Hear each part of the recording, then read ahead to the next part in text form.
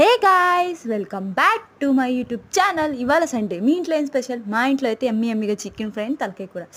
వేడి వేడి అన్నంలోకి రసం వేసుకొని ఈ చికెన్ ఫ్రై వేసుకొని తింటే ఉంటుంది చూడండి, స్వర్గమేనంటే నమ్మండి, అంత బాగుంటుందన్నమాట.